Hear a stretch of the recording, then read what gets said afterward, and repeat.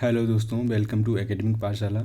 आज हम लोग समझने वाले हैं कंबंशन एंड फ्लेम के बारे में। कंबंशन एंड फ्लेम के लिए जो चीज़ मुझे चाहिए, यानी कि कंबंशन एंड फ्लेम कैसे प्रोड्यूस होगा, वो तीसरी चीज़ है फ्यूल। तो इसलिए इसमें जो आप एक हिडन टॉपिक समझेंगे वो है फ्यूल। तो 3 टॉपिक इस चैप्टर में समझने वाले हैं, combustion, flame and fuel. Okay, तो लेट्स बिगिन। ये क्लास 8 साइंस एंड का चैप्टर नंबर 6 है। इसके पहले के भी लेक्चर इसी चैनल पे डाले जा चुके हैं। आप पीछे वाले लेक्चर इस चैनल पे जाकर देख सकते हैं और अपनी अंडरस्टैंडिंग डेवलप कर सकते हैं अबाउट द साइंस। ओके, तो अब सवाल कुछ इस तरीके से शुरू होता है कि भैया ऐसा है, ये बताइए आप कि फ्लेम और कंबंशन में डिफरेंस क्या है, कब फ्लेम बनता है और कब फ्लेम नहीं बनता है। जब कैंडल जलाते हैं तो फ्लेम बनता है, जब नॉर्मली कोल को जलाते हैं तो फ्लेम नहीं बनता है। What are the reasons. ये कई सारे क्वेश्चंस के जवाब जो हैं इस चैप्टर में आपको देखने को मिलेंगे। तो सबसे पहले समझते हैं कंबंशन होता क्या है। कंबंशन एक्चुअली एक केमिकल प्रोसेस है जिसमें क्या होता है, ऑक्सीजन सब्सटेंस, यानी सब्सटेंस मीन्स फ्यूल के साथ रिएक्ट करता है।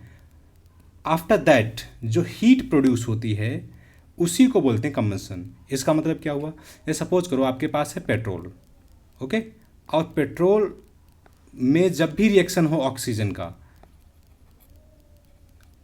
और प्रोड्यूस करे क्या, हीट, रिजल्ट में क्या निकले आपको, हीट, तो इसका मतलब इस पूरी प्रोसेस को आप बोल सकते हो combustion. Okay, I think you got what is combustion. Okay, अब ऐसी चीज़ जो ऑक्सीजन के साथ रिएक्शन करके आपको हीट प्रोवाइड करे, ऐसी चीज़ को, यानी कि ऐसे सब्सटेंस को हम बोलते हैं कंबस्टिबल।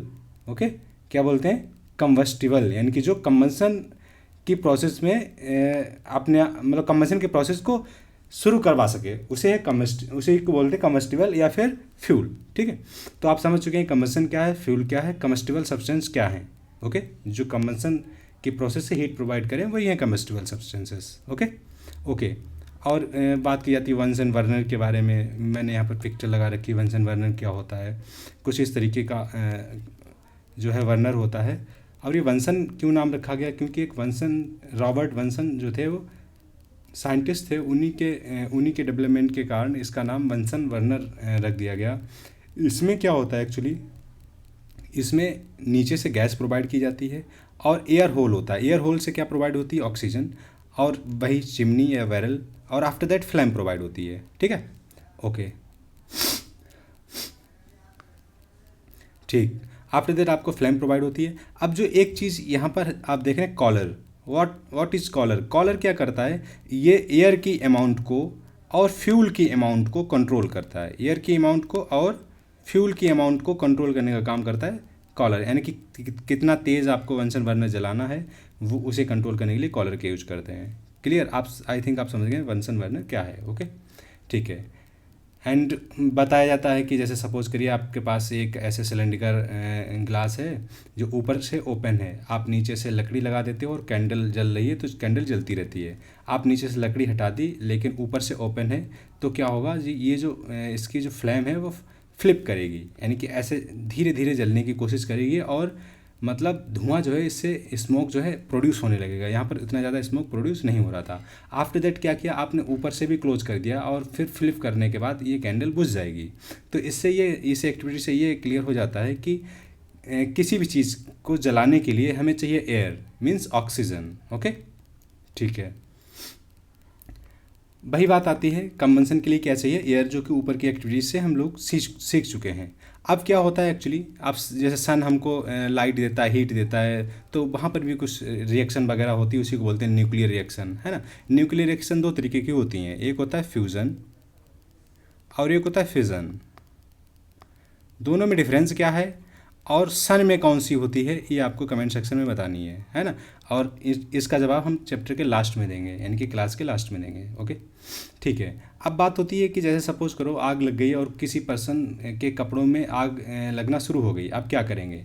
सिंपल सी बात है, उस पर्सन को जल्दी से किसी एक ब्लैंकेट से ढक देंगे ताकि उसके कपड़ों में जो आग लगी है उसको जो एयर प्रोवाइड हो रही है, यानी कि गैस प्रोवाइड हो रही है, इस मीन्स ऑक्सीजन प्रोवाइड हो रही है, उसको कट आउट करने के लिए जल्दी से उसे कंबल से ढक देंगे। इससे क्या होगा, ऑक्सीजन कट आउट हो जाएगी और जो आग है बुझ जाएगी। ओके, तो इसलिए कंबल से ढक देते हैं जो जल जाता है पर्सन या जिसको आग कैच कर लेती है जिनके क्लॉथ्स को, उसको। ठीक है। And the next one is what is ignition temperature. ऐसा टेम्परेचर, जैसे सपोज करो कि आपके पास कुछ ऐसे वुड्स हैं यानी कि लकड़ियाँ हैं। अब आप क्या करते हो, इनमें आग लगाना चाहते हो, ऐसे कुछ हैं। अब आप इसमें क्या करते हो, फ्लेम प्रोड्यूस करना चाहते हो। ओके, अब फ्लेम प्रोड्यूस करने के लिए क्या करना पड़ेगा आपको, इसको एक टेम्परेचर तक ले जाना पड़ेगा। अब डायरेक्ट लकड़ी में आग इसलिए नहीं लग पाती है क्योंकि या तो इसको गर्म किया जाए। अब गर्म करने के लिए कैसे कर सकते हैं, तो इसीलिए हमेशा लकड़ी में यानी कि जो लकड़ी होती है उसमें आग कवर करवाने में या कैच करवाने में हमें क्या यूज़ करना पड़ता है, तो पेपर्स। आपने देखो बहुत सारे अखबार वगैरह, आप सर्दियों में क्या करते हो, कुछ लकड़ियाँ ऐसे इकट्ठी करते हो और आफ्टर दैट कुछ पेपर जो ख़राब वाले हैं उनको रखते हो और पेपर में आग लगाते हो। आफ्टर दैट ये लकड़ियों में भी आग लग जाती है। ठीक है, तो और या फिर आप किसी ऑयल जैसे केरोसिन ऑयल या फिर किसी और चीज़ का यूज़ करके लकड़ी में आग लगा देते हो। ठीक है, अब ये एक्चुअली डायरेक्ट लकड़ी में क्यों नहीं लगती है, क्योंकि किसी भी चीज़ में आग लगने के लिए एक जो है टेम्परेचर चाहिए होता है, उसी को बोलते हैं हम इग्निशन टेम्परेचर। यानी कि जिस टेम्परेचर पे कोई सब्सटेंस आग को कैच कर ले उसी को बोलते हैं हम इग्निशन टेम्परेचर। आई थिंक आप समझ गए, वो लोएस्ट टेम्परेचर जिसकी वजह से कोई भी सब्सटेंस आग को पकड़ ले, catches the fire, that's why this is called ignition temperature. Okay okay, अब वही बात आती है कि बिना किसी इग्निशन टेम्परेचर के, यानी कि इग्निशन जब तक कोई भी चीज़ हो सकती है, चाहे वो पेपर हो सकता है चाहे वो पेट्रोल। हाँ, कुछ चीज़ें हैं जैसे पेट्रोल है, एलपीजी गैस है, इसमें क्या है एक्चुअली इनका इग्निशन टेम्परेचर बहुत ही लो होता है ना। अब ऐसे सब्सटेंस जिनका इग्निशन टेम्परेचर बहुत लो होता है उन्हीं को बोलते हैं इनफ्लेमेबल, और जो फ्लेम प्रोवाइड करें जलने पर। ठीक है, तो इसका मतलब है कि कोई भी सब्सटेंस तब तक नहीं जल सकता जब तक कि वो इग्निशन टेम्परेचर तक ना पहुंच जाए। ओके, ठीक है। अब बात आती है मैच स्टिक की।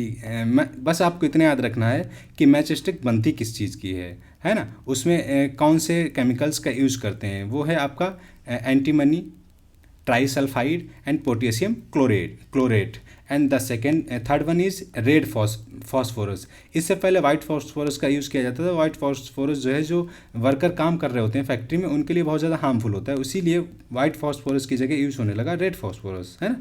ये लेस हार्मफुल होता है in comparison to white phosphorus. तो आपने ये समझा मैच स्टिक में कौन से केमिकल्स का यूज होता है। ठीक है, अब बस ये तो स्टोरी दी है कि इतने साल पहले ये मैच स्टिक का यूज होना शुरू हो गया था इजिप्ट में, पाइन वुड होती थी उससे। ये सब सिंपल सी बातें हैं, ये इतना इंपॉर्टेंट नहीं है। मेन इंपॉर्टेंट है कि वो उसमें कौन सा केमिकल यूज होता है। ठीक है, अब यहाँ पर फिर से एक एक्टिविटी है। ये पेपर की कप है, इसमें क्या है, इसमें पानी भरा है और ये खाली है। अब सिंपल सी बात है, इसको कैंडल के नीचे रखा तो ये नहीं जल रही है और वाटर जो है धीरे धीरे गर्म हो गया। और यहाँ पर क्या है, यहाँ पर जैसे ही यहाँ पे पानी वानी नहीं भरा है इस कप में, अब जैसे ही इसको कैंडल के नीचे रखा इसने आग पकड़ ली, यानी कि जलना शुरू कर दी। अब सवाल ये उठता है कि ये क्यों नहीं जलना शुरू किया। ये इसलिए नहीं जलना शुरू किया क्योंकि ये पेपर ने अपनी जो हीट है जो प्रोवाइड की कैंडल से उसको ट्रांसफ़र कर दिया वाटर में, यानी कि थ्रू दी कंडक्शन। यानी कि जब कंडक्शन से टेम्परेचर इधर से उधर ट्रांसफ़र किया जा सकता है तो फिर जो बॉडी है वो गर्म उतनी जल्दी से नहीं होती है। ठीक है, इसी तरीके से आप जैसे नॉर्मल कोई पॉलीथीन है उसमें भी पानी अगर भरते हैं और फिर उसको किसी भी फ्लेमेबल सब्सटेंस के पास रखते हैं तो वो पॉलीथीन नहीं जलेगी और पानी गर्म हो जाएगा। लेकिन अगर वही खाली पॉलीथीन आप ले जाते हैं तो वो पॉलीथीन जल जाती है। ठीक वैसे ही यहाँ पेपर का एक्टिविटीज़ दी गई है। ठीक है, ओके। तो वही बताया गया कि अगर हम पानी भरते हैं पेपर कप में तो क्या होता है, उस पानी को हम बॉयल तक कर सकते हैं, इवन बॉयल तक कर सकते हैं, सोचिए, और खाली पेपर जल जाता है। ऐसा क्यों होता है, क्योंकि हीट का ट्रांसफ़र हो जाता है पेपर कैप से कहाँ, वाटर में, है ना, through the conduction. I already told you. Okay, the next one is what are inflammable substance. I already told you what are inflammable substance. ऐसे सब्सटेंस जिनका इग्निशन टेम्परेचर बहुत ही कम होता है, very low temperature, very low ignition temperature actually. अब ऐसे substance और जो आपको प्रोवाइड करें फ्लेम, यानी कि बहुत ही लो टेम्परेचर पर जलना शुरू कर दें और जलकर आपको प्रोवाइड करें फ्लेम, तो ऐसे सब्सटेंस को बोलते हैं इनफ्लेमेबल सब्सटेंस। एग्जांपल क्या हो सकता है, पेट्रोल हो गया, एलपीजी हो गया, है ना, या अल्कोहल हो गया। तो पेट्रोल जैसे एलपीजी है, हम लोग घरों में एलपीजी का यूज़ करते हैं। अब जैसे ही हम लोग गैस स्टोव ऑन करते हैं और मैच स्टिक की जैसे ही लाइट उसको प्रोवाइड करते हैं वैसे ही वो एकदम से जल्दी से तेज़ी से जल जाता है और फ्लेम प्रोवाइड करता है। यानी कि ऐसे ऐसे सब्सटेंस जिनका इग्निशन टेम्परेचर बहुत ही लो होता है और वो जलने पर फ्लेम प्रोवाइड करते हैं, उन सब्सटेंस को बोलते हैं इनफ्लेमेबल सब्सटेंस। अब मुझे लगता है आप समझ गए व्हाट आर इनफ्लेमेबल सब्सटेंस, है ना। The next one is how do we control fire. आप सपोज करिए कहीं आसपास आपके आग लग गई है और आप क्या करेंगे, सबसे पहले क्या करेंगे। ये क्वेश्चन कई बार रीजनिंग वाले क्वेश्चंस में पूछा जा चुका है कॉम्पिटिटिव एग्जाम में कि आपके पड़ोस में आग लग गई तो आप क्या करेंगे। ऑप्शन बहुत सारे दिए रहते हैं, आप बाल्टी लेके भाग जाएंगे, आप ध्यान नहीं देंगे, लग जाने दो हमसे क्या, है ना। मतलब कई सारे, उसमें से एक होता है कि आप सबसे पहले फायर सर्विस को कॉल करेंगे।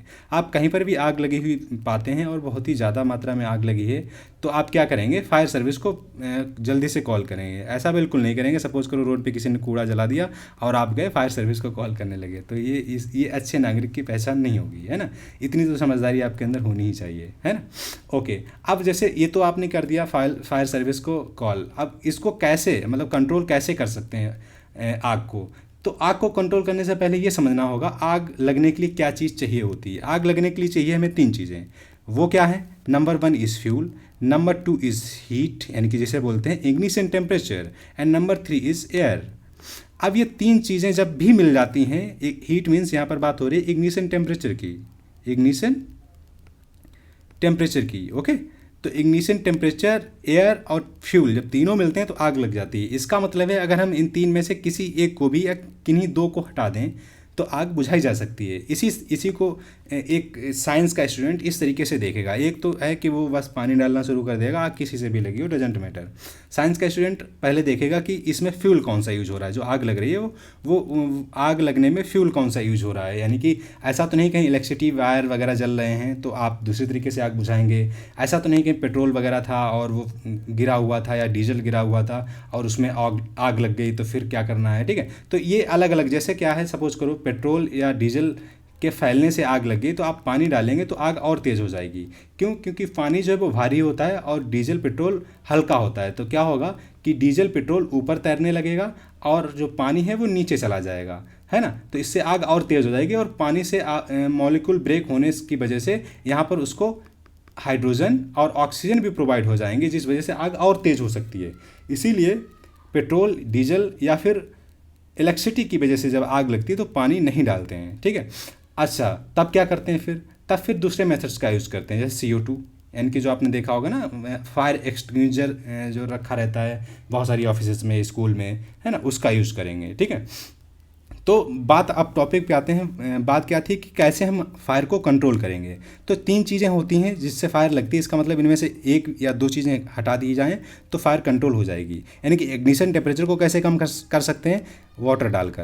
यानी कि वाटर ज़्यादा मात्रा में डालेंगे, इग्निशन टेम्परेचर कम हो जाएगा और आग बुझ जाएगी। या फिर एयर को हम जाने ही ना दें रिएक्शन करने, यानी कि फ्यूल और हीट दोनों है बट एयर को हमने रोक लिया यहाँ पर, ठीक है। तो क्या होगा कि बारिश बोलने लगे, तो क्या होगा आग जो है वो बुझ जाएगी, ओके, ठीक है। तो इसका मतलब आप समझ चुके हैं कि आग रोकने के लिए क्या करना पड़ेगा। किसी एक या किन्हीं 2 को रोकना पड़ेगा आग बुझाने के लिए, हीट को या फिर एयर को या फिर फ्यूल को। अब जो फ्यूल है उसको रोकना बड़ा मुश्किल काम है। फ्यूल को क्यों नहीं रोक सकते, सपोज करो कि इस घर में आग लग गई, अब ये जो पूरा घर है यही एक फ्यूल है, अब इस घर को उठा के कहाँ ले जाओगे, बड़ा मुश्किल काम है। तो फ्यूल को कंट्रोल करना मुश्किल होता है आग बुझाने में। तो हम 2 चीज़ें अपनाते हैं, या तो हम एयर को कंट्रोल कर लें या फिर हम इग्निशन टेम्परेचर को एकदम नीचे ले आएँ, है ना। यानी कि इग्निशन टेम्परेचर को लो करने के लिए या इग्निशन टेम्परेचर ख़त्म करने के लिए या हीट ख़त्म करने के लिए पानी वगैरह डाल दें, तो इस तरीके से आग बुझा सकते हैं। वही बताया गया कि जो फायर एक्सटिंग्विशर होता है उसमें क्या यूज़ करते हैं, CO2 यूज करते हैं। और सपोज करो CO2 वगैरह नहीं है आपके पास तो आप कैसे आग बुझा सकते हो। तो उसका एक तरीका है बेकिंग सोडा, जिसे बोलते हैं सोडियम बाइकार्बोनेट या पोटेशियम बाइकार्बोनेट। ये अगर आपके पास है तो आप क्या करो, आग में ये डाल दो। तो क्या होगा, इसको डालने से बहुत ज़्यादा मात्रा में CO2 प्रोड्यूस होगा और वो क्या करेगा, एक ब्लैंकेट तैयार कर लेगा। ब्लैंकेट तैयार करने से आग बुझ सकती है। अगर आपके पास कुछ भी तरीका नहीं है कि लेकिन आप चूँकि केमिस्ट्री के स्टूडेंट हैं तो आपके पास ये कुछ केमिकल सब्सटेंस हैं, तो इससे भी आग बुझाई जा सकती है। अब बात आती है टाइप्स ऑफ कंबंशन। अभी आपने देखा कि आग कैसे बुझाई जा सकती है ना। ओके, अब नेक्स्ट टॉपिक है आपका टाइप्स ऑफ कंबंशन क्या है। 2 टाइप के कंबंशन की बात होती है आपके चैप्टर में। पहला है rapid and the second one is spontaneous, combustion. Rapid combustion क्या है, इसमें एक कॉज चाहिए, मतलब आग लगने के लिए क्या चाहिए, एक कॉज। सपोज करो आपने क्या किया, गैस स्टोव ऑन किया और लाइटर या फिर मैच स्टिक जला के उसके पास ले गए और जलना शुरू कर दी, और बहुत तेज़ी से जलना शुरू कर दी, इसी को बोलते हैं हम रैपिड कंबंशन। ठीक है, और जो आपको हीट और लाइट दोनों प्रोवाइड करे रैपिड कंबंशन में, ये होता है, और बहुत ज़्यादा मात्रा में हीट प्रोवाइड होती है। ठीक है, ओके। अब इसमें जो कि पिछले चैप्टर्स में भी बताया जा चुका है, फॉस्फोरस क्या है, एक ऐसा नॉन मेटल है जो एयर मतलब रूम टेम्परेचर पे, ये ऐसे एयर में ओपन रख दिया, रूम टेम्परेचर पे ही जलना शुरू कर देता है। यानी कि इसका मतलब है जो आप कह सकते हैं लोएस्ट इग्निशन टेम्परेचर किसका है, फॉस्फोरस का। ओके, अब स्पॉन्टेनियस कंबंशन क्या है, रैपिड समझ गए आप। स्टोव था, अब क्या किया आपने, स्टोव मैच स्टिक या लाइटर जलाया और गैस ऑन की और ये जलना शुरू कर दिया तेज़ी से, दिस इज कॉल्ड रैपिड। और स्पॉन्टेनियस क्या है, स्पॉन्टेनियस में क्या होता है कि कॉज ही ना हो, विदाउट एनी कॉज, मतलब कोई अपियरेंट कॉज है ही नहीं और आग लग गई। जैसे फॉरेस्ट में फायर लग जाती है, जैसे इस समय लगी है island of Greek island of Rhodes, है ना, जो कि एक मेडिटेरियन सी में आइलैंड है, वहाँ पर इस समय प्रेजेंटली आग लगी हुई है। और कोई मतलब कुल मिला के स्पॉन्टेनियस का मतलब आप ये समझिए कि कोई कॉज ना पता हो कि क्यों आग लग गई, और आग लग गई और बहुत तेज़ी से लग रही है, तो इसे बोलते हैं स्पॉन्टेनियस कंबंशन, है ना। ठीक है, द नेक्स्ट वन इज, अब स्पॉन्टेनियस कंबंशन बहुत ज़्यादा डिजास्टरस होता है, ये कोल माइन में भी कभी कभी लग जाता है, ये फॉरेस्ट फायर में भी, जैसे कोल निकाला जा रहा था, अचानक से किसी वजह से आग लग गई, this is called spontaneous. Forest में अचानक से आग लग गई, this is called spontaneous. Okay, ठीक है। अब एक्सप्लोजन क्या है, एक्सप्लोजन में क्या होता है, इसमें तीन चीज़ें आपको प्रोवाइड होती हैं, heat, light and third one is sound. जब साउंड भी आपको मिले हीट और लाइट के साथ, इस मीन्स ये एक्सप्लोजन हो रहा है। अब एक्सप्लोजन दो तरीके से हो सकता है, एक तो आप क्या करो, कोई जैसे जैसे हम लोग क्रैकर्स वगैरह यूज़ करते हैं, पटाखा वटाखा यूज़ करते हैं ना, तो उसमें क्या होता है कि ऐसे एक विक लगी रहती है और ये पूरा पटाखा ऐसे रहता है ना। इसमें जैसे ही हम लोग मैच स्टिक लगाते हैं और ये जलता हुआ एकदम बूम हो जाता है ना। तो इसमें आपको तीन चीज़ें मिली, हीट, लाइट और साउंड। अब जब एक्सप्लोजन हुआ तो उसके साथ साथ बहुत सारी क्या मिली, गैसेस, इनकी बहुत सारी गैसेस लिबरेट हुई।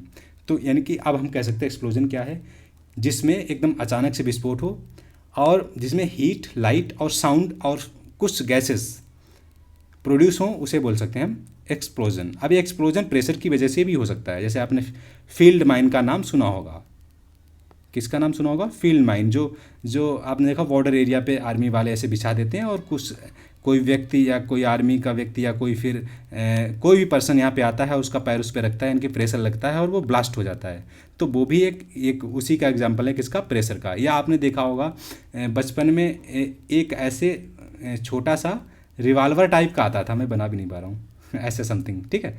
और उसमें क्या होता है, यहाँ पर कुछ पेपर में लगी हुई कुछ केमिकल्स होता था ऐसे, उसको यहाँ पे रखते थे और यहाँ से इसको ऐसे दबाते थे, तो यहाँ प्रेशर लगता था, एकदम बहुत तेज़ से आवाज़ आती थी और बहुत सारी गैसेस रिलीज होती थी। इससे ये हम क्यों बता रहे हैं, इसलिए बता रहे हैं कि आप ये समझ सकें एक्सप्लोजन दो तरीके से हो सकता है, एक तो इग्निशन की वजह से, यानी कि इग्निशन टेम्परेचर की वजह से, और दूसरा प्रेशर की वजह से। ठीक है, अब नेक्स्ट आपका टॉपिक है फ्लेम। अब फ्लेम कैसे प्रोवाइड होती है, एक्चुअली फ्लेम उन्हीं सब्सटेंस में प्रोवाइड होगी जिसमें क्या होगा, फ्लेम उन्हीं सब्सटेंस में प्रोवाइड होगी जिसमें क्या होगा कि वेपराइजेशन होगा, यानी कि कोई भी सब्सटेंस जलाया जा रहा है और उसमें वेपर प्रोड्यूस हो, तब जाके उसमें फ्लेम प्रोवाइड होगी। कैसे समझते हैं आगे। तो अब बस यही बताया गया है कि फ्लेम कैसे कलर में होती है, क्या क्या कलर होते हैं, क्यों ऐसा कलर होता है। ठीक है, येलो कलर कब होता है, जब बहुत ज़्यादा अच्छे से नहीं जल पा रहा होता है, और एकदम ब्लू कब होता है, जब फ्यूल बहुत अच्छे से जल रहा होता है, जैसे कि बंसन बर्नर यहाँ दिया गया है, या फिर जैसे ये देखिए गैस स्टोव दिया गया है, एकदम कैसा ब्लू टाइप का है, और यहाँ पर कैसा येलो टाइप का है।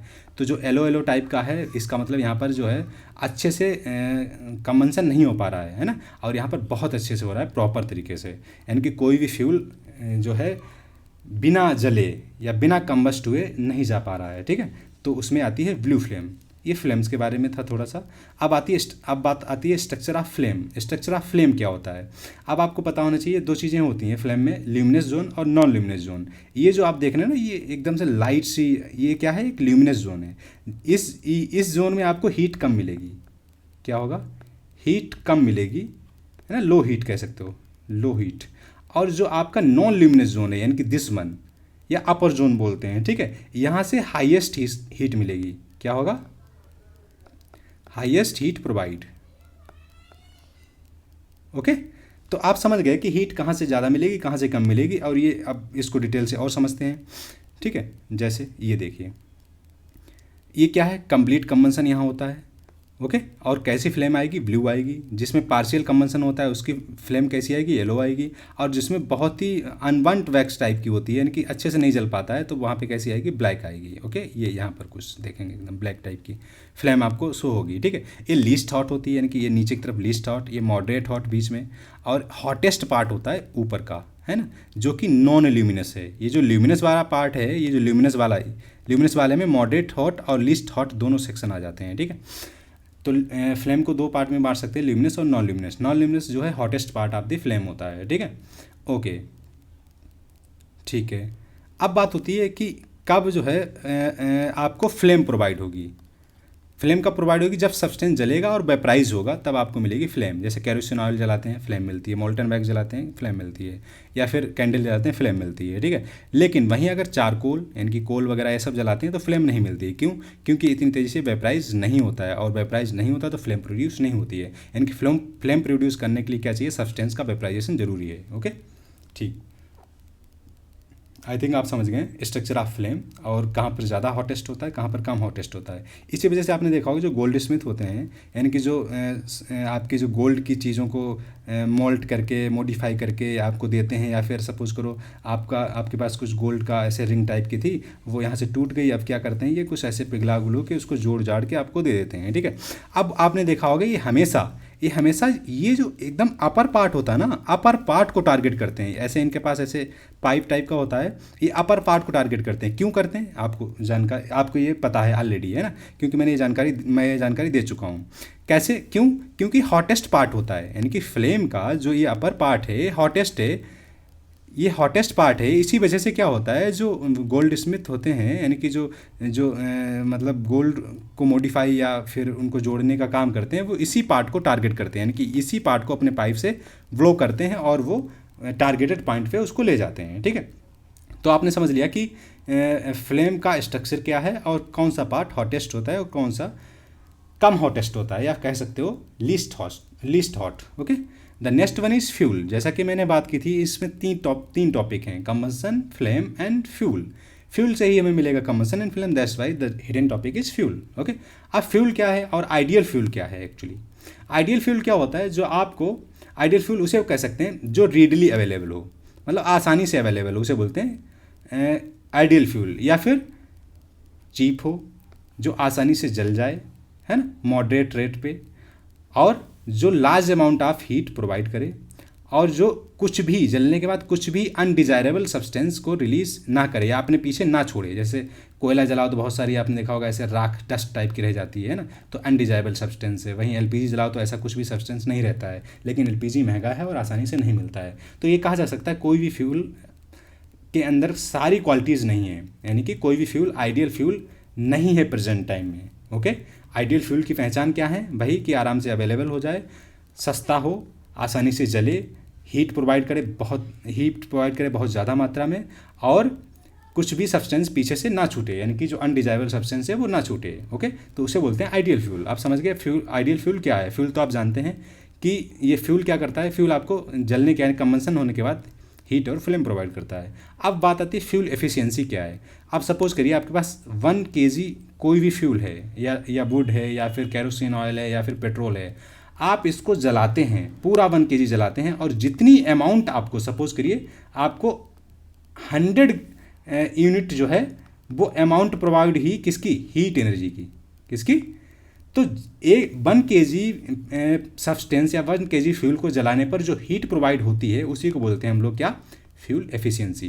यानी कि 1 kg जैसे लकड़ी जलाते हैं तो 1 kg में आपको सपोज करो 100 यूनिट प्रोवाइड हुई।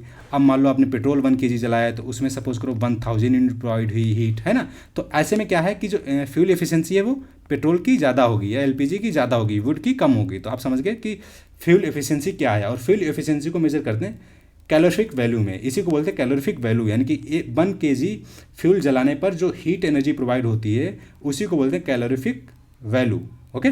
और इस कैलोरीफिक वैल्यू को प्रेजेंट करने के लिए, रिप्रेजेंट करने के लिए एक यूनिट है, उसे बोलते हैं किलो जूल पर KG, okay, remember it, kilo joule पर केजी। ये आपको क्या दिखाता है, ये बताता है calorific value, calorific value. Okay, तो आप समझ गए कैलोरीफिक वैल्यू क्या है और कैसे इसको फाइंड करते हैं। यहाँ पर कुछ सब्सटेंस की कैलोरीफिक वैल्यू दी है, सबसे ज़्यादा होती है हाइड्रोजन की, है ना, इसीलिए इसको फ्यूचर फ्यूल बोला जाता है हाइड्रोजन को। और हाइड्रोजन को जलाने पर, यानी कि जब भी हाइड्रोजन से, सपोज करो आप कोई गाड़ी चला रहे हैं हाइड्रोजन से, तो क्या होगा, आपको ये जो प्रोडक्ट है, बाई प्रोडक्ट है, वो क्या मिलेगा, वाटर, यानी कि H2O क्या मिलेगा। ये सवाल कई बार पूछा जा चुका है कि अब अगर मान लो कोई गाड़ी है हाइड्रोजन चलती है तो उसका सब प्रोडक्ट क्या निकलेगा, यानी कि बाई प्रोडक्ट क्या निकलेगा। जैसे हम लोग कोल जलाते हैं तो क्या मिलता है, CO2 मिलता है ना, या LPG जलाते हैं तो कुछ मीथेन एंड बहुत सारी गैसेस मिलती हैं। लेकिन हाइड्रोजन से जब कोई गाड़ी चलेगी तो आपको जो बाई प्रोडक्ट है वो मिलेगा वाटर, इसीलिए इसको फ्यूचर फ्यूल बोला जाता है। तो हाइड्रोजन का जो कैलोरीफिक वैल्यू है सबसे ज़्यादा है, एक्चुअली सबसे ज़्यादा है।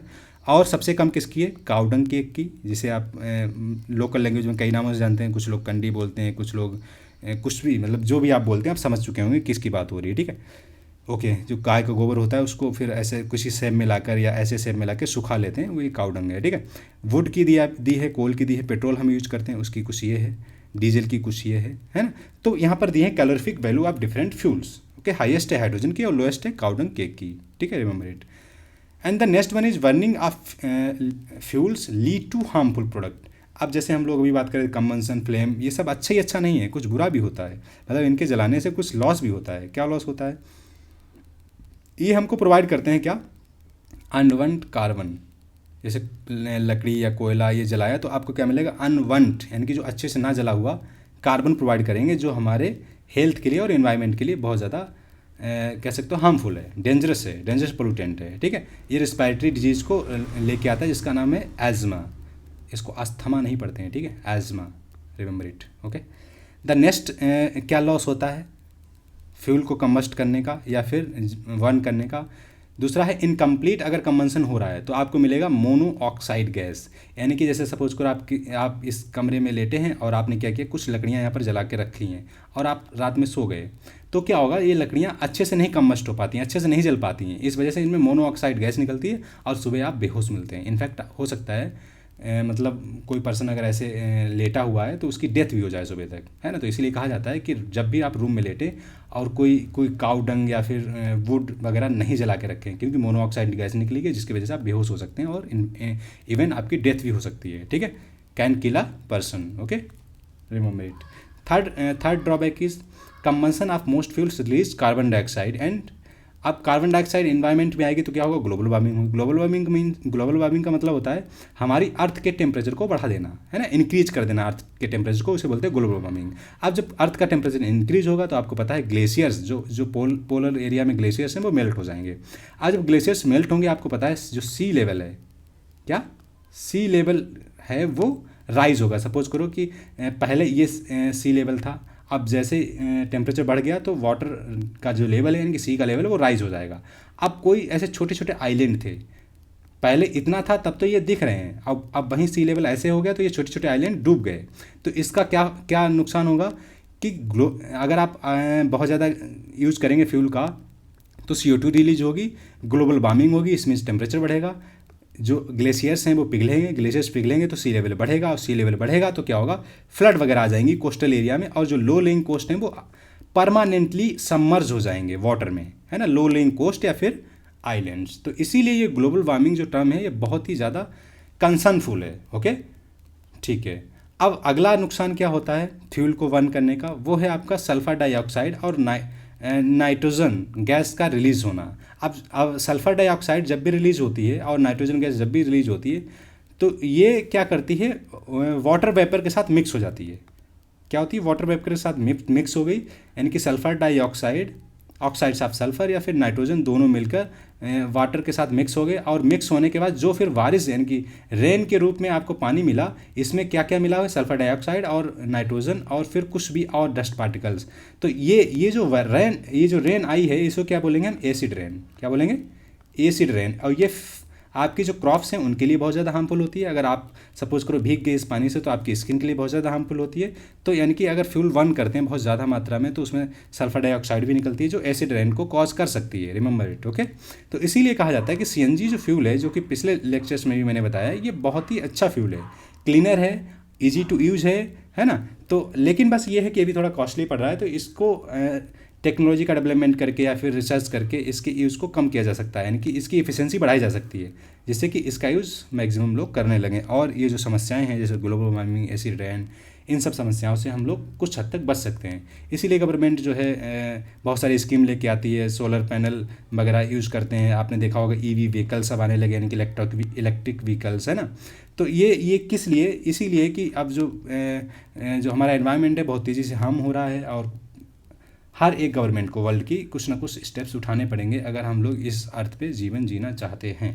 ओके, तो ये चैप्टर था all about combustion and flame, and the third topic that was hidden topic, fuel.